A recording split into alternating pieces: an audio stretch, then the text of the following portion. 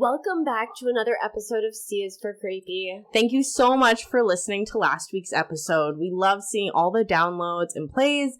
It is, once again, so amazing to see all of the support and love. So, just a heads up, guys. I'm going to do my best in editing, but we've got both of our dogs with us today. And it's a little hot here, so I'm going to do my best. But if there is dog in the background, please try to just ignore that. Tone it out. This might be a normal thing. So we'll see, yes. Dog's life. Yes, dog mom. Okay, so what is your why? That's right, we're at episode 25. Which How fucking crazy. Right? It's been 25 weeks. Uh-huh. And it's wild. I honestly can't believe it. Like, 25 weeks have passed, and we started this, and we've already gotten to why. Right? So I think a little note here is after Z, we are going to take a few weeks break. Yes, we're going to still release the nocturnal novellas, like scheduled.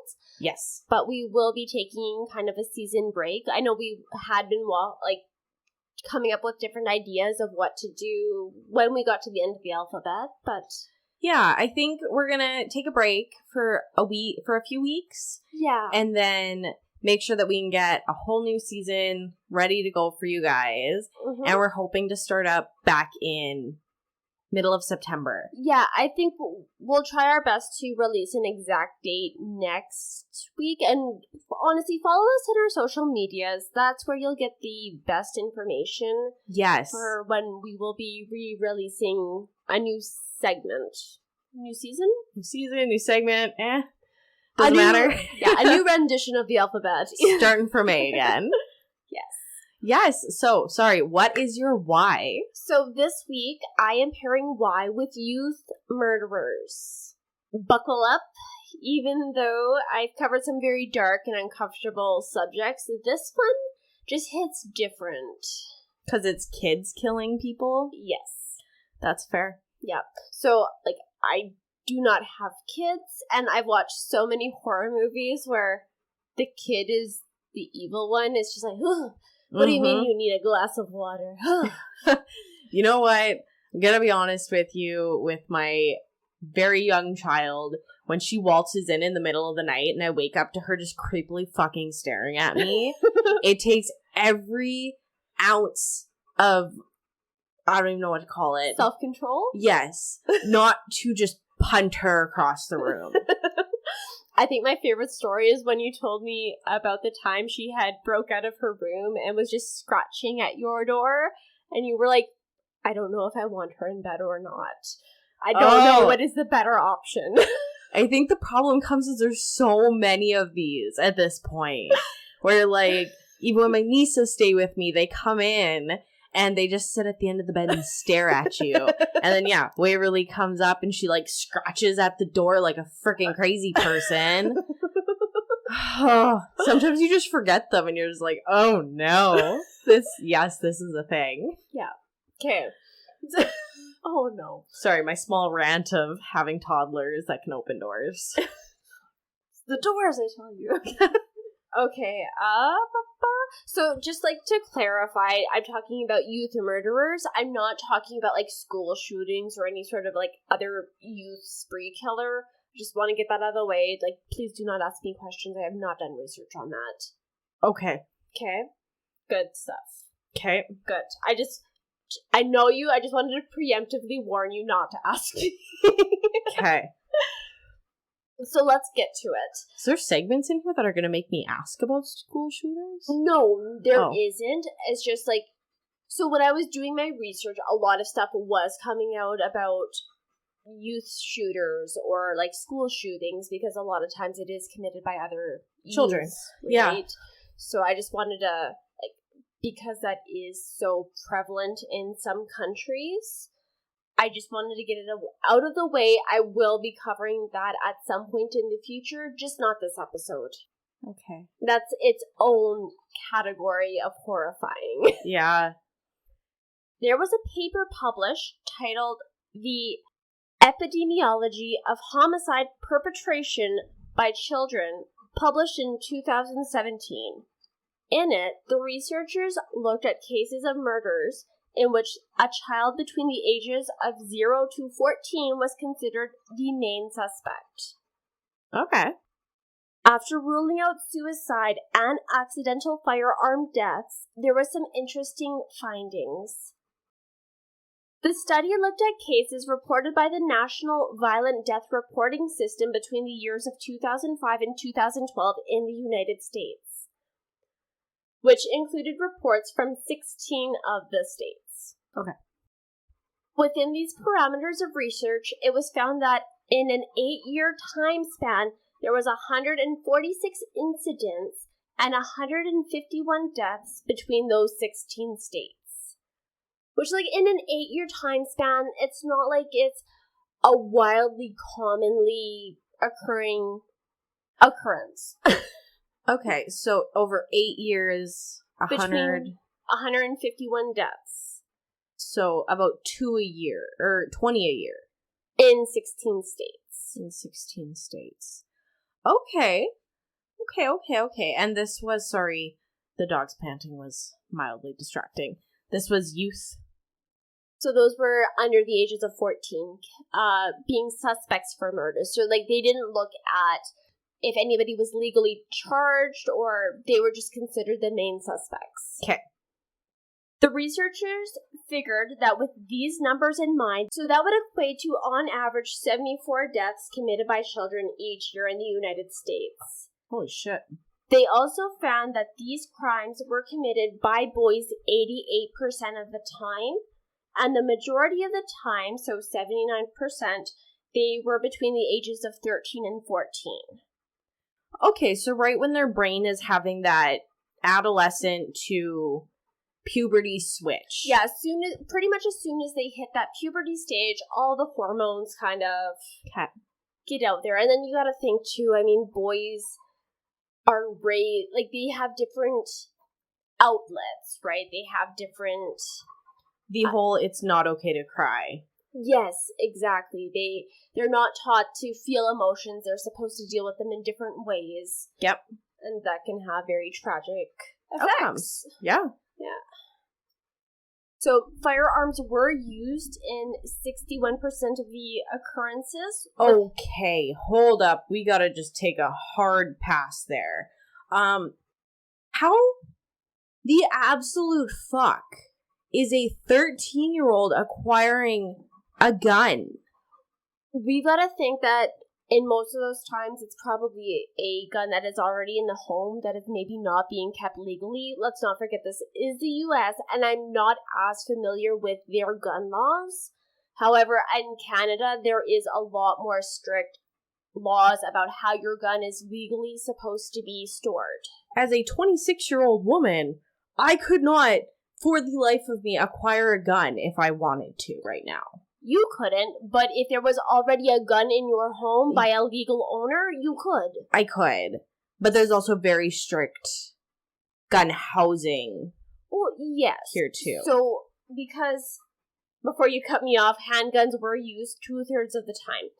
Handguns are fairly easy to use. Like, a lot of times if you get into single action guns, like a bolt action gun, a child might not know exactly how to operate that. Whereas when you get into semi-automatic or automatic weapons, you just have to pull a trigger once it's loaded. Yeah. So they're very easy to use. And if they're not being housed properly, if they're not being locked up, if there is easy access to ammunition, you gotta think too, we're talking about children. Do you understand how hard it is to stab someone or strangle someone? Children do not have the physical strength to pull that off. A gun is a lot easier if your prime objective is to kill. I have so many issues with that statement. So I am a legal gun owner. I am fully supportive of legal gun owner rights. But like I said, you gotta be responsible with how you're storing them, how you're keeping them, and the laws are the bare minimum. If you have children in your house, you should keep that in mind. And like the course I was in, because you do have to take a course in Canada, they mentioned, you got to think ethically. If you have children in your house, do they have access to them? So it's back to that. And then you got to teach them that this is a tool. It is not a toy. So I think there's kind of my issue is coming with the registered or non-registered owner of that gun. Like, I'm sorry, but you cannot tell me that there is no warning signs that your child is going to kill somebody. Like, even if you are in denial, there are still signs. I get where you're coming from. And I'm having issues just with the fact that these parents, guardians, family members, whoever, are just leaving guns around children without fully thinking of the whole spectrum of what could possibly happen. So I really do agree with you, but I think there's also been a shift in family dynamics where, parents want to spend more time with themselves and they want children to spend their time in their rooms playing their video games. They want them out of sight. They want them out of mind. They want them out of trouble, but they also don't want to do hands-on parenting. Yeah, 100%. So when you take that into account, it's unfortunate, but they might be oblivious. It might not even be denial. You know what I mean? It could be just like, they might not even know. My child does good in school. He picks up his socks. There's nothing wrong with him. He's a normal kid. Yeah. Where inside there's something else going on that isn't being addressed. Yeah. So I think it's mind-boggling to me that children can just get their hands on guns. Given that we live in Canada, where it's a lot more strict than the United States. Well, in some parts of Canada, you take rural... Handguns specifically, it is very difficult to get your hands on one legally. So, but also, you being a handgun owner, there is laws in place for housing, storing, transporting, and using. Right? So, I couldn't just waltz into your house and take your handgun and call it a day. No, you could not. Right. And as a responsible gun owner, you would not let me. No, I would not. I feel like there would be more questions if I showed up and was like, Elyse, I need your handgun. But yeah, let's be honest here. Yeah, There'd be some follow-up questions. No. So I think I'm also coming from that very, sheltered position. Yes. Yeah. And, and you know what? So, sorry if you're not interested or, if you're anti-gun, I don't really care. I am fully supportive, so I'm going to say my piece. But I think that most people should be taught gun safety. They should know how to handle a gun for safety purposes. Everyone should know gun safety. They should know it. You don't have to be comfortable. You don't have to advocate for them in people's homes, but you should know how to be around a gun. You should know to see if it's loaded or not. You should know how to know if it is safe or not. I think it is responsible for people to know how to be safe around guns. And honestly, like I said, they're a tool. If you are a legal gun owner and you keep them safe, all the power to you. But I totally agree with you that, I think in the world that we live in, where, yeah, you go out to your uncle's farm and he has, let's be honest here, 10 fucking shotguns chilling on that wall. Yeah. It is very important to know, just like it's important to know internet safety, it's important to know road safety. How to handle a knife when you're cooking in the kitchen. There's skills that you should just know how to be safe around. You know how to be safe around a fire, you should know how to be safe around a firearm. No, I totally agree with you. Yeah. Okay, I will get off your high horse with your guns? Well, not high horse. I'll get off my soapbox. I'll get off my corner. No, that's totally fair. Okay. I think if we're talking about children and guns, it's important to actually talk about the safety of owning and registering and housing them. Yes. So, I wasn't planning on bringing that up. But I went on a small rampage about children and guns, so here we are. Okay. So in the paper, there was found to be 5 common instances for child perpetrators which are: a juvenile is left to be the caretaker for an infant. So typically in these cases, firearms were not used. These are instances where smothering or bludgeoning. But ooh, okay. you think, like, you leave a child who does not have the mental faculties to deal with a screaming kid, with a screaming infant. It's distressing, but it's easy to see why that would happen. Mm-hmm. So a child killing their parents or family members, impulsive shooting during play in which the friend is generally the victim, a robbery gone bad, or a group assault in which a group of youths are fighting and the other group is also youths. So just gang fights, essentially. A Psychology Today article looked into possible reasoning for why children might kill other children. The reasons listed included payback or revenge, prowess and malice, or the desire to know what killing feels like. Ooh.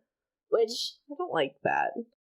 It's really unnerving, but children don't necessarily understand the permanence of death or, like, take into account all of the outcomes, like what happens, how it affects other people, what the implications are. Personal dislike, personal gain or greed, and a delusion emulation. So in this case, the offender might not be able to differentiate between fantasy and reality.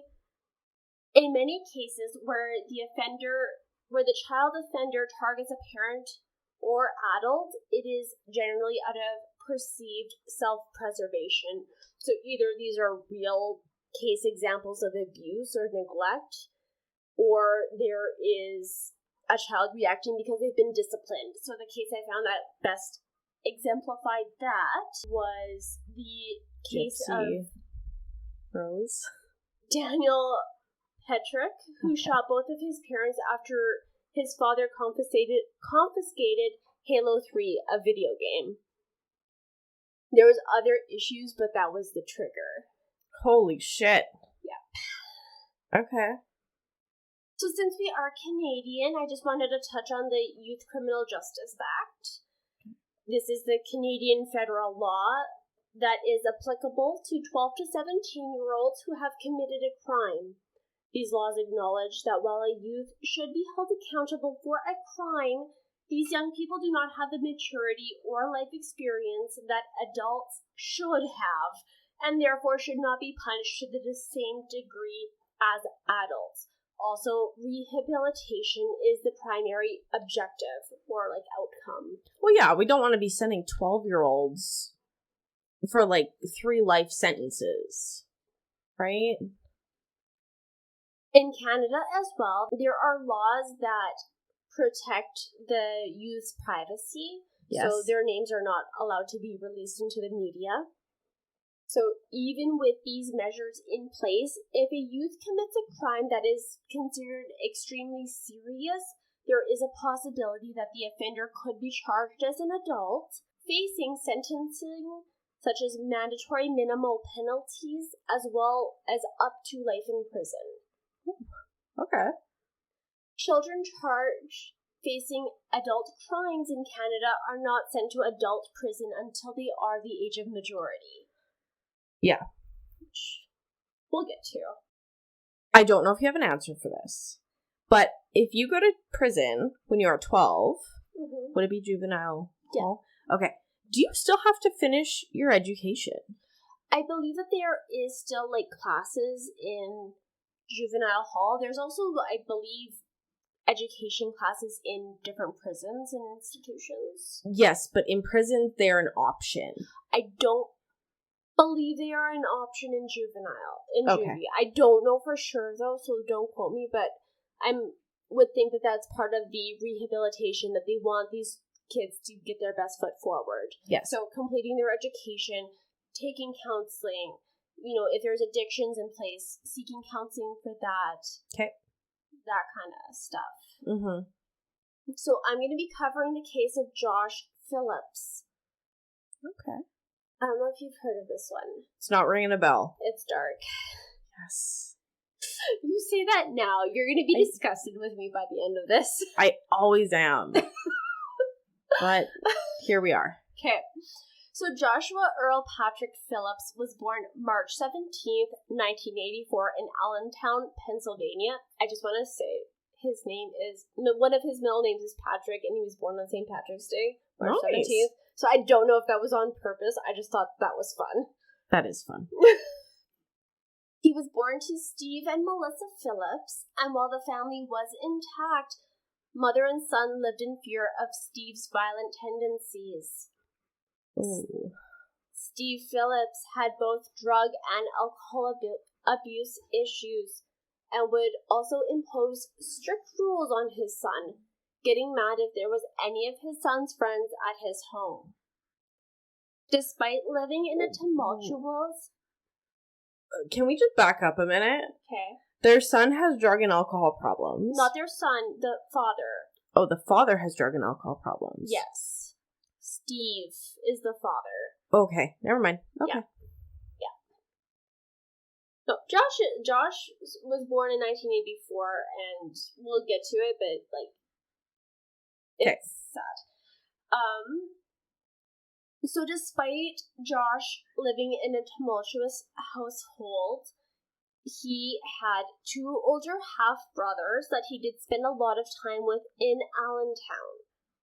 Daniel and Benji Phillips brought their younger half-brother around and did everything with him. Since Daniel was 11 years older than Josh looked up to Daniel, like, as a positive influence that he lacked in his home life. Mm-hmm. So the brothers would listen to music, watch movies, they'd go to concerts together. All this to say that even though young Josh Phillips might not be able to, like, really keep friends around his house, you know, he wasn't necessarily alone. Like, he had a positive male role model. Okay.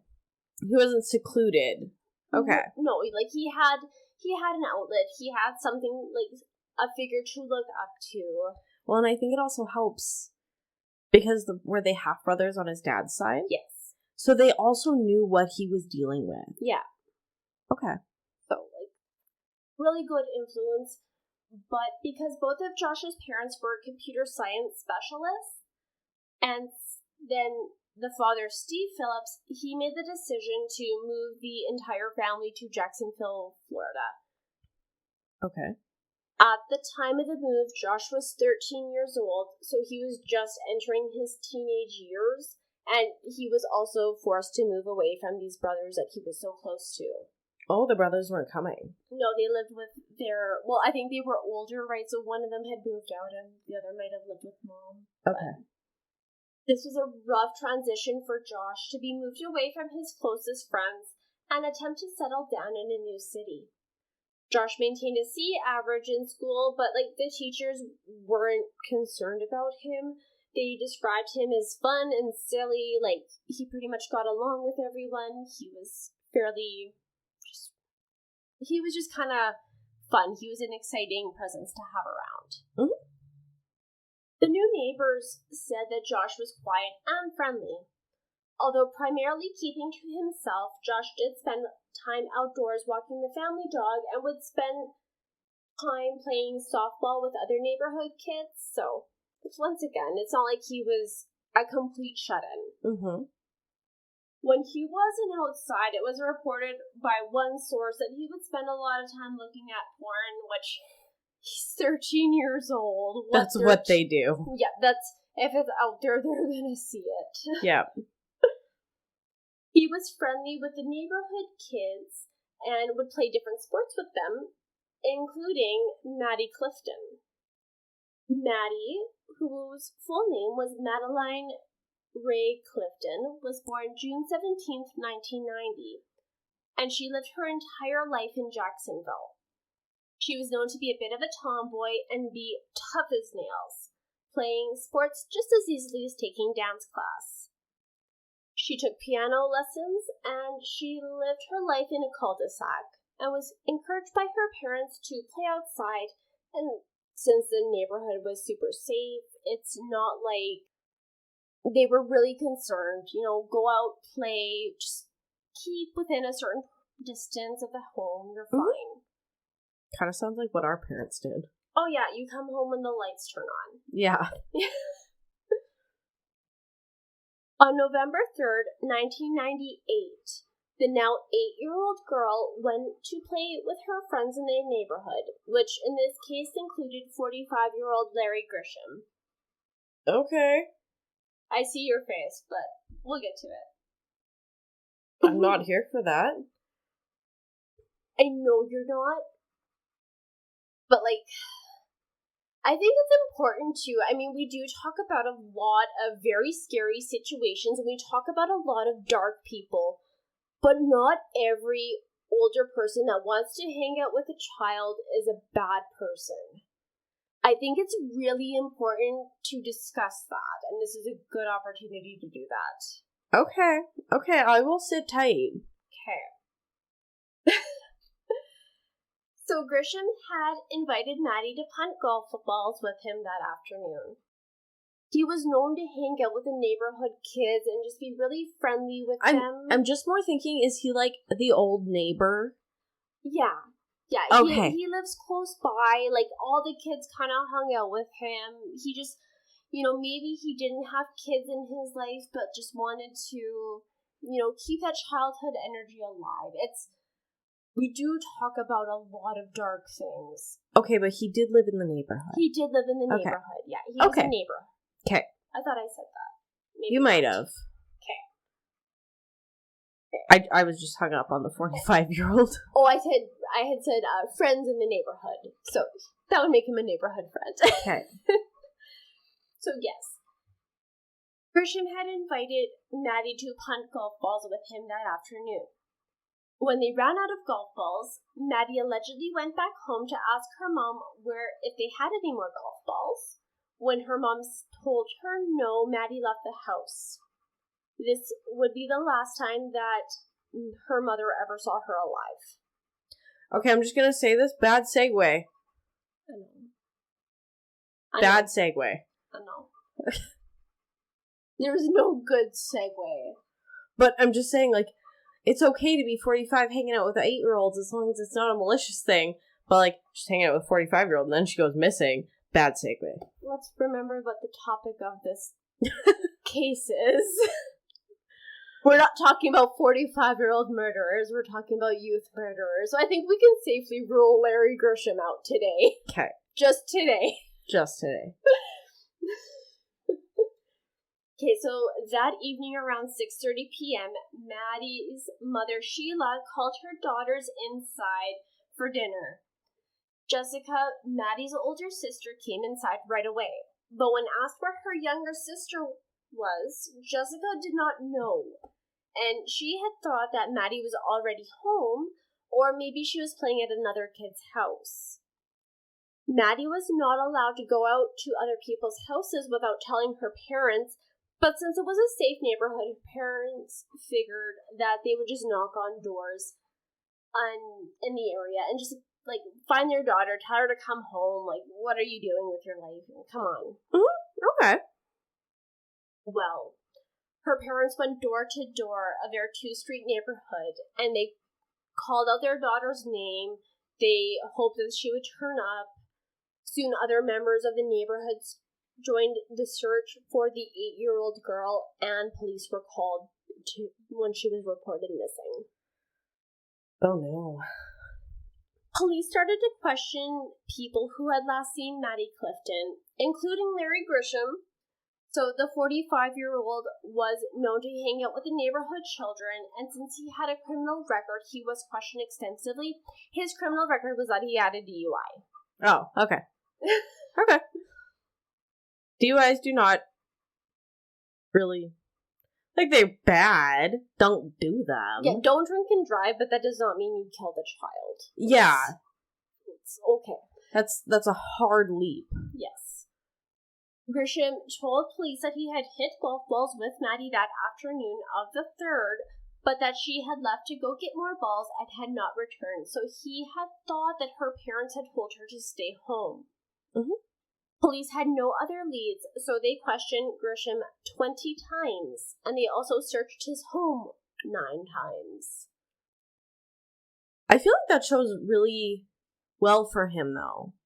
Well, yes, but you would have thought, like, it's just they had no other leads. He was an easy target. He was, and that's another fault in our justice system, where people that are considered easy offenders, like, we could make you look like an offender, you fit the prime candidate. Like, even you, when I brought up that he was a 45-year-old man, was very concerned. Yeah. So it's really easy to see how people can get put 100%. In those boxes. Yep. So meanwhile, the young girl's parents were getting frantic, and many people volunteered to search for young Maddie. Within 2 days, thousands of people had come to the neighborhood of Lakewood. People were combing through the wooded areas and swamps searching for her. Volunteers passed out flyers, hopeful that someone might know something, and they also offered a $100,000 reward for any information that could lead to the discovery of Maddie. Wow, okay. The Phillips family, including Josh, joined in on the search for Maddie Clifton. So a week had passed since the young girl's disappearance. Melissa Phillips, who had asked her son Josh to keep his room clean, had entered the now 14-year-old boy's room because there was a horrible smell coming from it. I have heard this story. Probably. You might have. I didn't know it in depth until I did this research, and I'm glad I did, but it also is kind of... Yep, please continue. Since Josh had left for school that day, Melissa, who was fed up with Josh refusing to keep his room cleaned, entered the room armed with garbage bags in hopes to clean up whatever it was that threatened to stink up the entire house. You know, as a mom, I can straight up see her just, like, angrily walking up those stairs to his bedroom. Just, like, rubber gloves on, garbage bags, this motherfucker. Right? Just swearing the whole way there, being like, you motherfucker, you are making my house fucking stink. What the fuck? Like, I could just hear it now. When I'm done with this and you get home from school, you're gonna put all these garbage bags away and organize them. Right? Yeah, I definitely was that 14-year-old that had their room put into a garbage bags. So, like, I get it, Josh. Your room can be messy, but what you did is inexcusable. Josh done fucked up. He should have cleaned his room. Well, we'll get to it, but there's nothing he could have done to hide that. But if his room was clean, his mom would have never,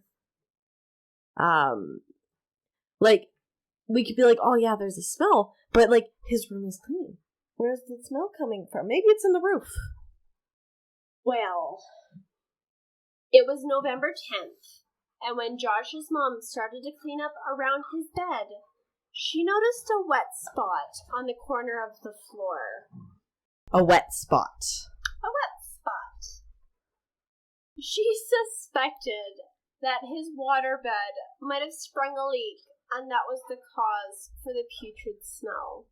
You know what? Fair. Okay. Like, you don't know what's in there, what kind of moisture, what's leaking out. So yeah. I can understand why that's what she would have thought. Yeah. But when Melissa Phillips lifted the corner of her son's mattress, she saw a horrific sight. She saw a human foot with, like, a white sock on it. Oh. Oh. Putting the mattress back down as to not disturb any evidence, Melissa left the house and made her way back to the police detachment to call off the search for the missing girl. Maddie Clifton had never left the neighborhood, and she had been hidden under a waterbed by a 14-year-old boy. Holy fuck. So Joshua Phillips was arrested that day while at school and was brought in for questioning. He pled guilty to the murder of Maddie Clifton within hours of his arrest. So here is his version of events. Cool. Josh claims that the afternoon of November 3rd, 1998, he had been at home when Maddie knocked on the door of the house and asked if Josh would come outside and play with her. So Josh's father had forbade him from playing with the other kids while they were not at home. And he also did not like when Josh played with girls, especially those younger than him. Okay. Josh thought that it would be okay if they played in his yard, as his strict father wouldn't know that Maddie was there, since he would make sure that she left before he got home. Mm-hmm. The kids were playing baseball in the yard when allegedly Josh threw a baseball hard and hit Maddie in the eye. Okay. The 8-year-old girl started screaming and crying in pain. Josh, who claims that he was afraid of having to face his father, who had already told the 14-year-old that he was too old to play with her, like, he was just scared of the repercussions of his father. Mm-hmm. Like, this is an abusive man who has substance abuse issues. Like, he was afraid of his father. Mm-hmm. He didn't want to deal with the repercussions. Well, with the girl screaming and the fear building inside of him, Josh dragged the crying girl up to his room to silence her. Once in his room, Josh bludgeoned Maddie with a baseball bat and strangled her until she was unconscious. In order to hide what he had done, Josh broke a board of his bed frame and hid her in a gap under the waterbed. So it was like it was a waterbed and then a box spring, and then there was like kind of a space in between the two, and that's where he hid her. So when Steve returned home from work, Josh made an appearance for his father. He spent the evening with his family before returning to his room later that night. He heard moaning coming from under his bed, and he discovered that young Maddie was still alive when he had first attempted to hide her. She was just unconscious at that point. Oh my god. So lifting up his mattress, Josh grabbed a multi-purpose Leatherman tool and cut Maddie's throat, as well as stabbed her in the chest several times before hiding the now bleeding girl back under the mattress. I'd like to point out she wasn't dead at that point. Oh my god. Holy fuck. Ew. He then taped the board he had broken with electrical tape and proceeded to act like the past events never took place. Perhaps it was denial, but Josh was quoted saying, "I was putting myself in a fantasy world that nothing had happened. It was my defense mechanism for everything when I was a kid. I never made the decision to ignore it. I just did." Mm-hmm. Self-preservation. Mm-hmm. Okay. So during the week of searching, Josh's room was searched. It was examined by police 3 times according to an All That's Interesting article I found, and police attributed the smell coming from his room as the result of teenagers keeping birds in his room. Teenagers keeping birds in his room. Yeah, he had like 3 pet birds, and they're like, smells bad, but it's definitely coming from the birds. Okay. Regardless, the girl had been found, and charges were laid upon the 14-year-old boy. After his confession, police charged Josh Phillips with first-degree murder. With the crime being in Florida, he was safe from the death penalty as he was under the age of 16. Which I just want to take a second and point out that what the fuck, a 16-year-old can be put to death in Florida? Jesus. Just like, that seems like a lot.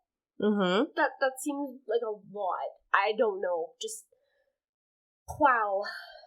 Yeah, that's a little insane. He was, however, a 14 years old, tried as an adult, and he faced life in prison. Life, like life, or 25 years? This is in Florida, so life means life. Oh my god. Due to the publicity of the case, the trial was moved to Polk County. January 13th, 1999, the results of Maddie's autopsy were made public. It was confirmed that she had died from multiple blunt force injuries to her head and suffered from multiple skull fractures. It was noted that the stab wound to her neck most likely contributed to her death. It is noted that there was no sign of sexual injury. Okay. So let's get to the trial. Starting July 6th, Josh Phillips' lawyer had a strange method for the teenager's defense. So he chose not to call any witnesses or even put the boy on stand for himself. Instead, for 2 days, the prosecution ripped apart Phillips' version of events, claiming that the murder was sexually motivated. It was alleged by prosecution that Josh was infatuated with Maddie's older sister, Jessica, who, when questioned, said that he would talk about sex with both the 11-year-old and her younger sister. Oh. It was also called into question the evidence that Maddie's body was discovered undressed from the waist down. Josh had claimed that the girl's shorts and underwear had come off as he drugged the girl from outside. There was no evidence of dirt or soil found on any of the clothing or on the girl that would corroborate this claim. There was also no injury found of the original baseball hit on Maddie's eye or any blood found outside, which is what it was supposed to have caused this panic reaction from Josh. Mm-hmm. So there's a lot of holes in his story. Okay. The prosecution's job is to make there be reasonable doubt. Mm-hmm. And they succeeded. Mm-hmm. So there was a single piece of evidence in Josh's defense. However, the judge ruled it as inadmissible. After undergoing a brain scan, as it was recommended by a neurologist, it was found that Josh had these lesions on his frontal lobes. Due to the location of these lesions, it was believed that it could cause impairment to his judgment or induce panic when highly stressed. Oh. Instead of building a strong defense for his client, his lawyer argued that the murder was, quote, an act that began as an accident and deteriorated through panic that bordered on madness, end quote. Sounds like he needed a different lawyer. That's what it sounded like too, to me. Okay. So in all, the jury took 2 hours before sentencing the now 15-year-old boy to life in prison. Now, this might be an unpopular opinion, but I think that even though this was absolutely a horrific crime, 2 families lost their children. Yeah. Since his imprisonment, Josh was not offered any rehabilitation, and from a 2004 interview, did not know exactly why he chose to kill Maddie. After his sentencing, when Josh was 15 years old, he was sent to live in an adult population prison. Jesus. So that was Marion Correctional Facility in Lowell, Florida. Holy shit. His mother regularly visited him, and Josh did complete his high school education while there. And at prisons, they do give their inmates jobs. So I think one of his jobs I read in 2004 was, giving advice to other prisoners, other legal advice to prisoners. So, it's not like he was a bad inmate. He was a good inmate. Mm-hmm. He also claimed that he wasn't abused while in prison. Okay. So that could be a claim. We don't know for sure, but it's really sad that, this boy grew up with an abusive father to the point of, he would rather kill someone than deal with the repercussions of pissing his dad off. Mm-hmm. And nobody blinks an eye at that? No. If somebody had maybe stepped in a year or 2 earlier, Maddie would still be here.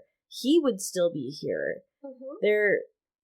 Maybe dad would have been able to pull his shit together. Mm-hmm. That's really sad. It's incredibly sad. And instead of, trying to provide him help, trying to give him resources, let's lock him up in adult prison for the rest of his life. Yep. His life hasn't even started, but let's just throw away the key. Yeah. That's fucking gross. Don't get me wrong, his actions were also fucking gross. Absolutely. And it's not to take anything away from the death of Maddie. Absolutely not. But these cases with juveniles are a lot more complicated, I think. Just because, you know what? There's always a chance that, he could have gotten some counseling. He could have gotten therapy. Maybe there's an underlying mental illness that he needs help with. Why don't we research those lacerations to his brain a little deeper? Yeah. See what else there could be. You're just giving up on a life. Yeah. You're throwing away, like you said, you're throwing away a key on a 15-year-old that hasn't even started his life. Well, and by the sounds of it, up until that point, he was an average kid. Mm-hmm. I don't know. I don't agree with any of it. No. So in 2017, Josh Phillips was granted an appeal in court, focusing primarily on his sentence. At the time, he was 33 years old, and he had spent 18 years in prison. Holy shit. A few years before, Florida had passed a new law that had set a sentencing range of 40 years to life for juveniles convicted of murder, with a sentence review hearings required after 25 years. Okay. So Josh argued that receiving a life sentence was a cruel and unusual punishment that violated the Constitution. He argued that he had since proven himself to be neither incorrigible, irredeemable, or irreparably corrupt. Mm-hmm. Even with these arguments, he was resentenced to life in prison by a judge, who said that due to the heinous nature of his crime, the sentence was fitting. Holy shit. The judge also acknowledged that there was a possibility of rehabilitation and maturing, so said that Josh Phillips would be eligible for review in 25 years, and that was based on his original sentencing in 1999, so the review will take place in 2024. Okay. So that is the very complicated case of Josh Phillips and Maddie Clifton. But that's so sad. It is so sad all around. But, if his story of events is true, and he was so afraid of dealing with his father that he would kill a girl and then try to hide her under his bed and then sleep on top of that. There was no planning there. None. No. None. Absolutely none.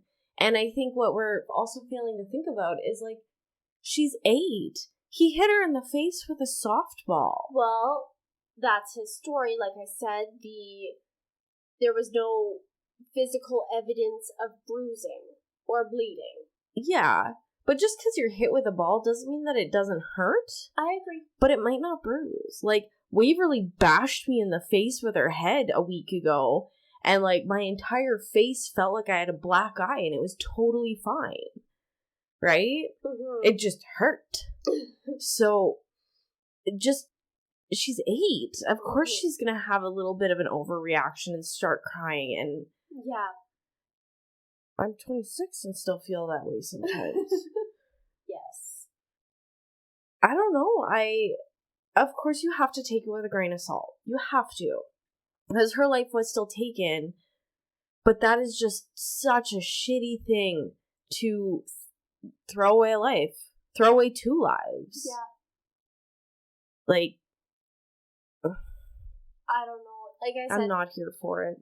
Either way, And I think another really complicated thing with these cases, too, is if these youth offenders aren't punished, like, to the full extent of the law, you get public outcry because, well, they're a murderer, but they're a child. They do not have the skills or knowledge or experience.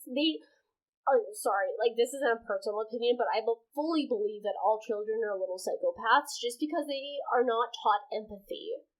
Until you learn it, you don't understand. Well, and if his dad is abusive, do you think he's learned empathy from anybody? No, he's learned fear. He's learned how to react to fear and try to hide and live in denial. Self-preservation. Holy fuck. That's a lot to unpack. Mm-hmm. But I thought it was a good case and worth talking about. It is. Wow. That one, just sits a little differently. Mm-hmm. I'm not mortified in, he wore her as a skin suit mortified, but I'm, disappointed. Mm-hmm. I'm disappointed about the entire situation. Yeah.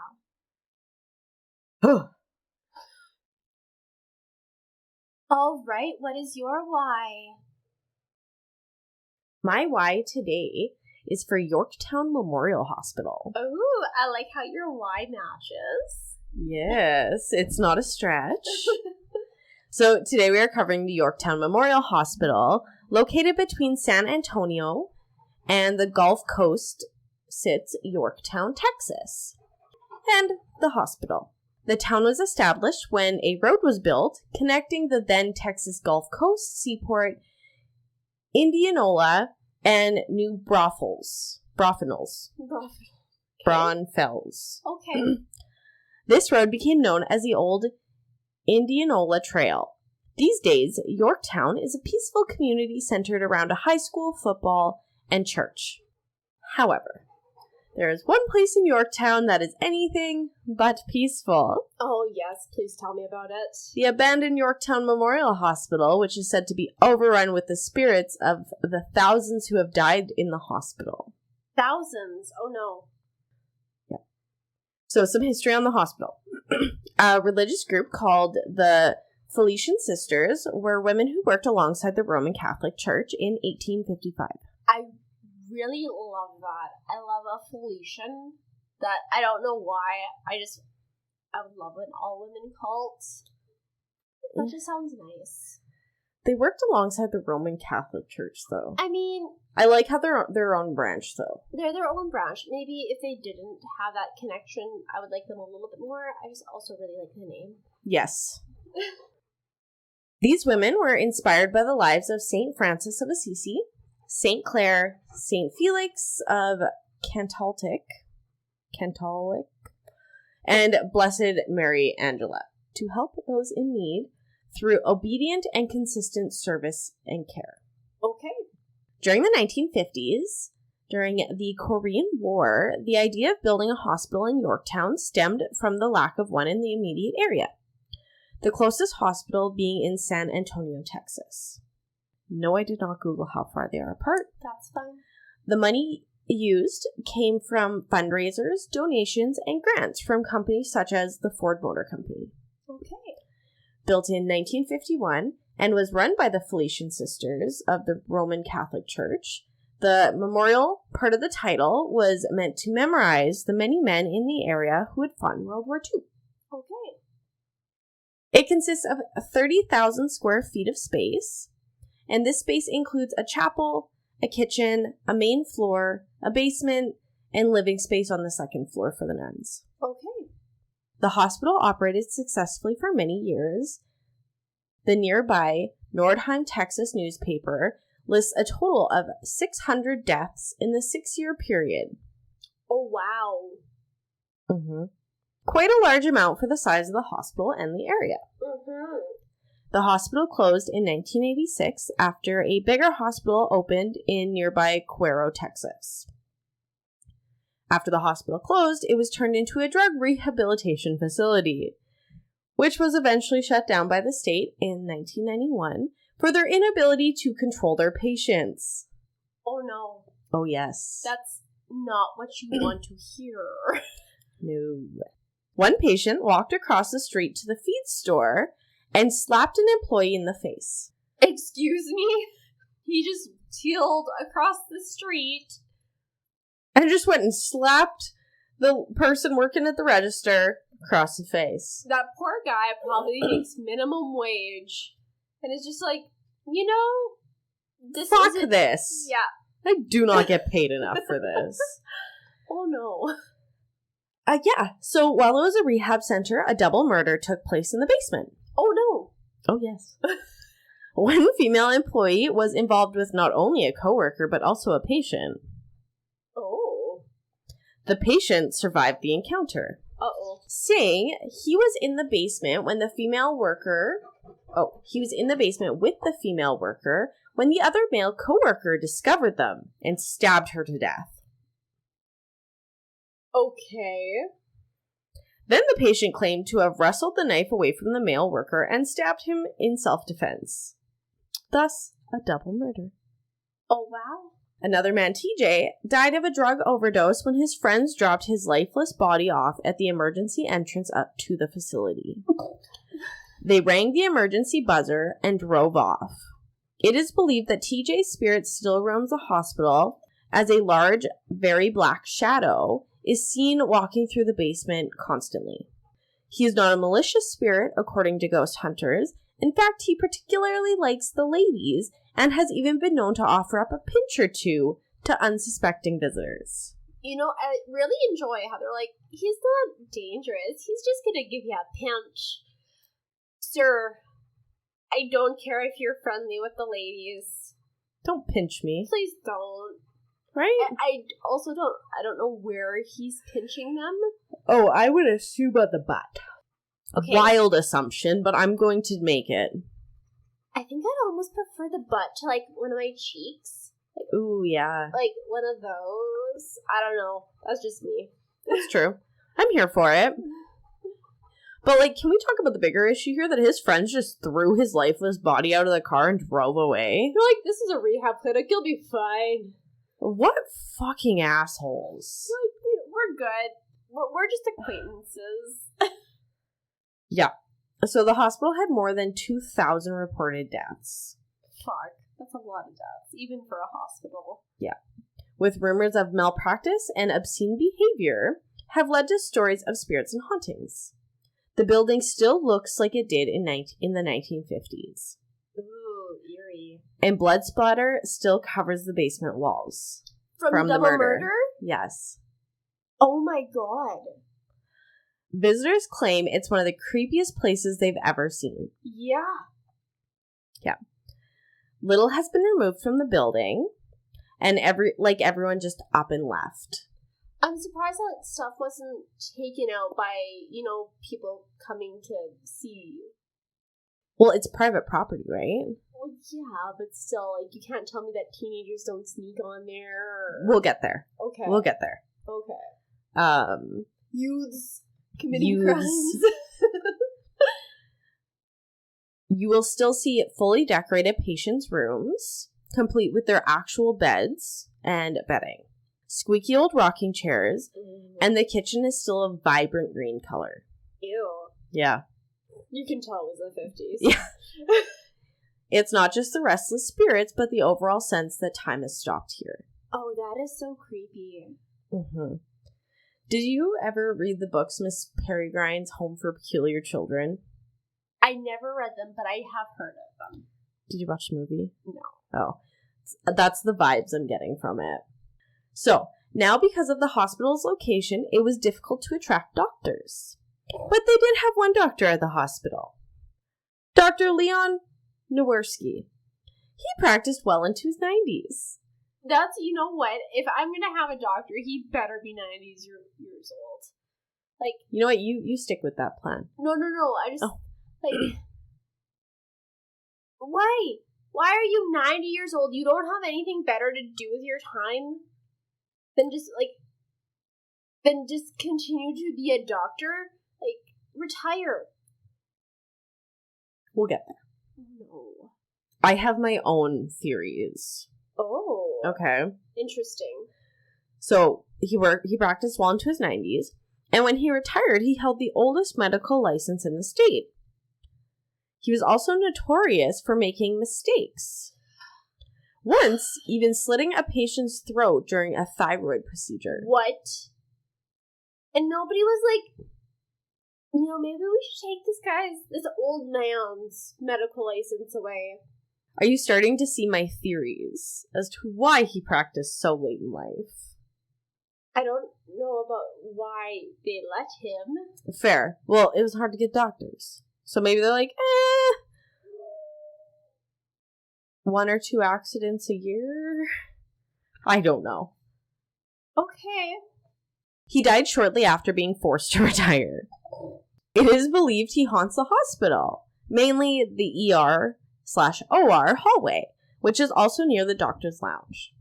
After retiring, one doctor swore he saw Dr. Nowierski walking by the lounge door late at night. Ew. There are also rumors about the hospital having a mental ward at one point, and rumors of a tuberculosis outbreak with a quarantine room on the 2nd floor. That would fit with the time, I feel. The nuns did live on site, and each spent their lives working to serve others in the hospital. So the nuns lived on site, they worked on site, they did not really leave. No. Okay. Many believe there's at least one spirit of one of the Felician sisters still going about her business in the hospital, as photographs have captured a woman in a black dress wearing what looks to be a nun garment. Okay. Like a habit? Yes. Yeah. And like the black cloak. Yeah, the robe. Yes. Yeah. There's a Gown. spirit. Sorry. Yes. There's a spirit in the 2nd floor apartment that does not like women or men with tattoos. Oh no. Paranormal investigators have heard growling inside the chapel when you read from the Bible. Oh. That is interesting. Yeah. Shadows are prevalent in every part of the hospital, but mainly from just inside the 4-way where the hallways meet, looking down to the ER rooms and down the other side to labor and delivery. Shadows are seen in the basement as well. And they've been known to charge at you. What? Yep. The basement is extremely dangerous. People have been scratched, they've had things thrown at them, and one woman even suffered a seizure. I don't like that. I don't like that either. I do not like that. Yeah. This hospital is incredibly active, and voices, EVPs, are of intelligent nature, carrying on full conversations with you. That's probably why Ghost Adventures chose to feature this hospital and name it the EVP Hospital. The ghosts are not shy here. That's actually really interesting.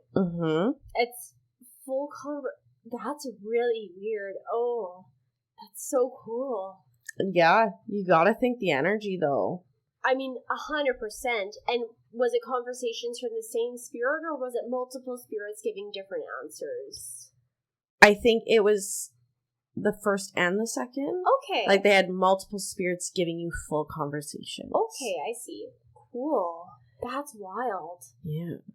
According to the caretaker that is directly responsible for overseeing the basic care and maintenance of the hospital, there are many unexplained occurrences that have taken place and continue to take place that indicate the spirits must roam the corridors and various rooms of the building. The caretaker that has reported on the apparent hauntings of the hospital is named Mike Hansen. He quoted 2 reporters at one point, "I know for a fact there's a lot of ghosts here," when explaining the experiences that he has had in the structure. He mentioned the fact that he had seen many black objects. When describing the size of these objects, he compares them to an adult German Shepherd. Oh.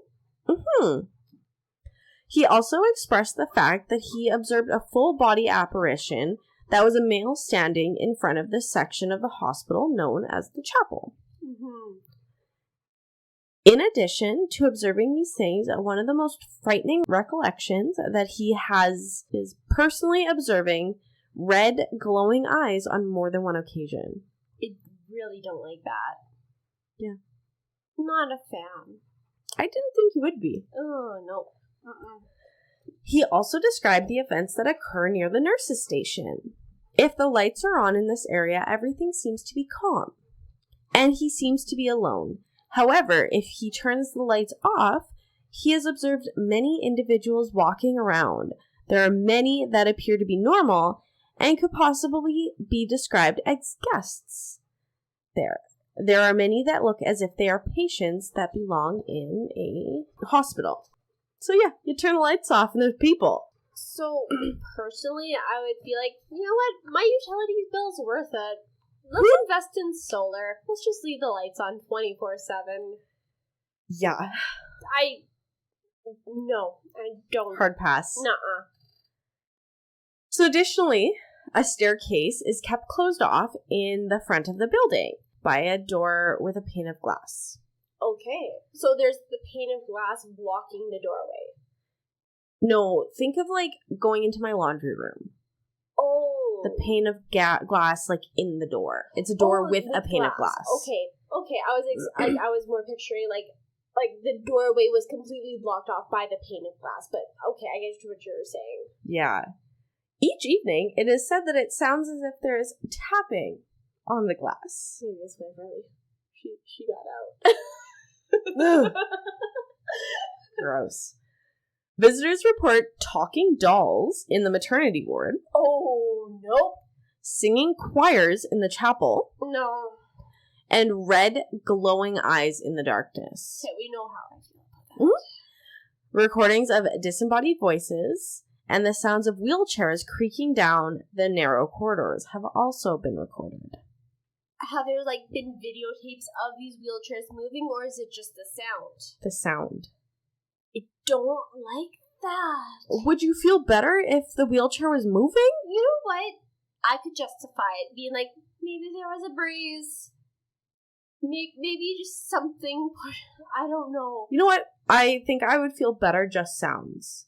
I feel like if something has enough energy to move an inanimate object, I'm the fuck out. No thank you. Hard pass. Maybe it was built on a slope. And it's rolling down the slope. You know what? Maybe. Maybe. The Yorktown Memorial Hospital is located on private property, and trespassing is strictly prohibited. However, the building is available for use in film and for guided paranormal tours and overnight stays. There is an investigation that has come up with no evidence. Everybody leaves with something. That is really cool.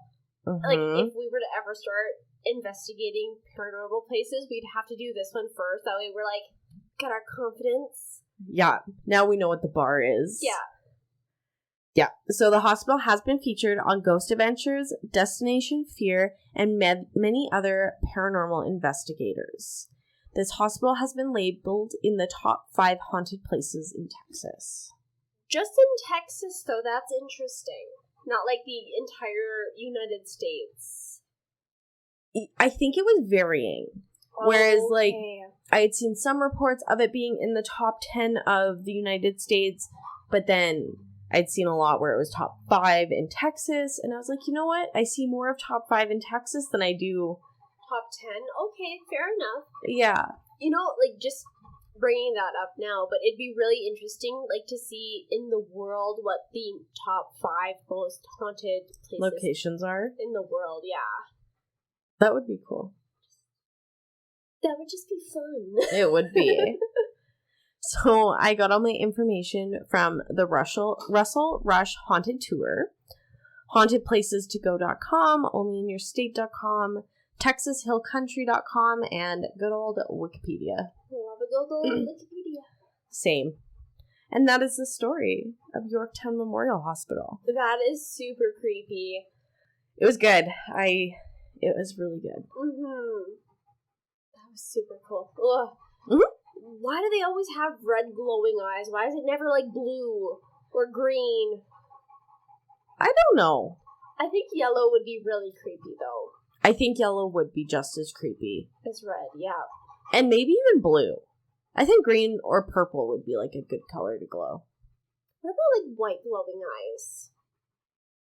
No. No? Because then it would just look like a, what is the thing from Game of Thrones? Oh, the White Walker. Yeah. I thought that they had blue eyes, though, didn't they? I thought the leaders had blue eyes. Oh, maybe.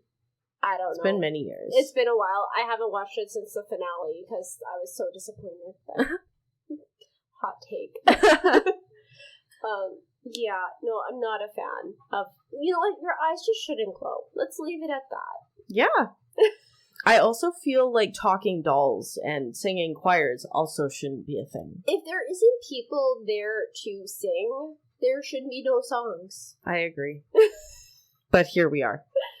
I don't like talking dolls. So, with the talking dolls, it wasn't like dolls speaking. It was like, sorry, I'm just picturing, like, you know how dolls, like, have the pre-programmed... It wasn't the pre-programmed that I know of. Oh, no.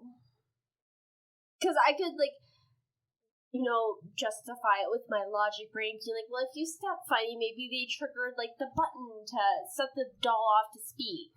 But no. I don't think so. Don't like that. That's creepy. It's pretty great.